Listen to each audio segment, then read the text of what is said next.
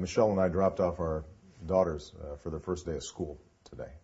They were just thrumming with excitement, just beside themselves, wanting to go to school.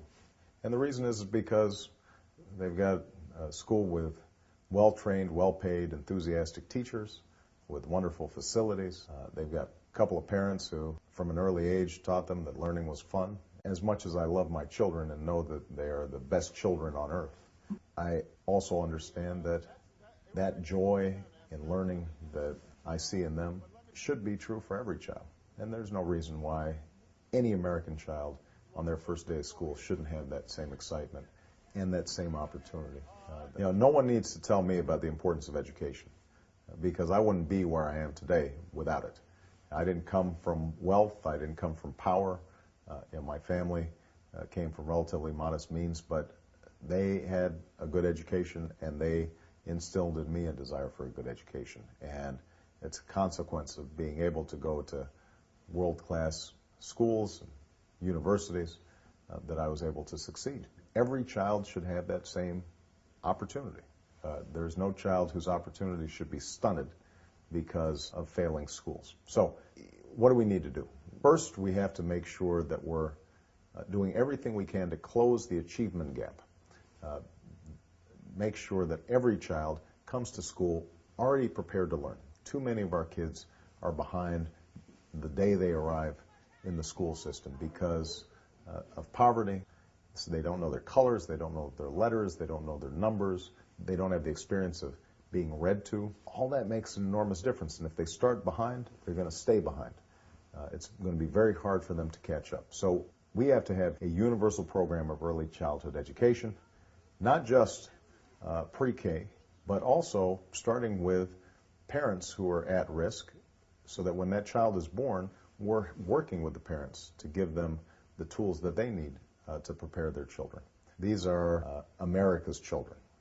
We have to make sure that they're performing effectively in school, in part because they're going to be the ones who are in the workforce. And if we want Social Security to be solvent, then we want to make sure that those folks are employed. The second thing that's going to be, I think, an absolute priority is making sure that we're recruiting an army, a new generation of teachers to go into classrooms, particularly classrooms where children are currently underperforming in inner cities and in rural areas. And that's going to require that we pay teachers more. It's also going to require that we provide them more professional development.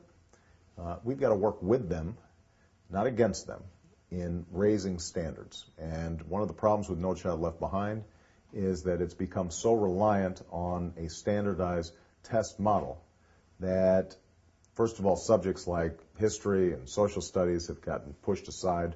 Arts and music time is no longer there, which means the child's not having the well-rounded educational experience that I benefited from and most in my generation benefited from. We need to set up a growth model so that we're accurately assessing the performance of children and schools. And if we're doing that, then I think teachers want to achieve high standards. That's why they went into teaching. My sister is a teacher. I listen to her and the work that she's doing, preparing before class, after class, grading papers, dealing with students, dealing with their parents. It's a labor of love for her, and she does it for relatively little pay. But what she needs, and I think what most teachers want, is a sense that their work is valued, that they're appreciated, that they can have a middle-class life in pursuing their dreams of being teachers. The last component, I think, to creating a world-class education system is young people have to be able to afford to go to college and pursue postgraduate work if they're so inclined. Right now, that's becoming increasingly difficult. We've got to make sure that college is affordable for all young people, and that those who want to go into the helping professions that don't pay as much aren't carrying $50,000 or $60,000 worth of debt when they leave school. That basically prohibits them from pursuing the kinds of careers that they want. So what I'd like to do is to strip out the subsidies that have been going to banks and financial institutions, make sure that we're putting more money into grants that don't have to be repaid as opposed to loans that do have to be repaid. I want to make sure that young people are benefiting from the lowest possible interest rates when they do have to take out loans, And we have to set up a loan forgiveness program so that if somebody wants to be a teacher or a police officer or a nurse, that each year that they perform those services, they are knocking off some of that college debt. That's how, over long term, we're going to be able to develop an entire society that has benefited from the same sort of educational opportunities that I've been able to take advantage of. One last thing that I think is important is making sure that we are emphasizing math and science education, not only in the early years, but also in postgraduate work. We are not producing enough math majors, enough scientists, and computer designers to maintain our economic edge. If we do all these things, I have no doubt that not only will the country as a whole benefit, but we will be true to what has always been the essential ideal and ethic of American life, which is upward mobility and opportunity, that every single child can achieve their goals. Nobody wants a society that guarantees results for every child. I think we understand that some people are going to work harder, some people are going to be extraordinarily gifted, but we want to make sure that every child has a chance to excel and find those areas of their lives that will allow them to make the most contribution to society. We're failing to do that now. I was in South Carolina in what's called the Corridor of Shame. This is an area that has the highest dropout rate in the country.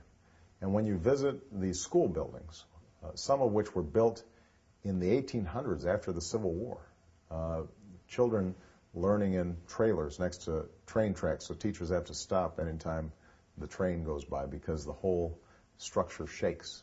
You know, teachers underpaid, so that if they're willing to drive 25 miles away, they're going to be paid a lot more than staying in this corridor.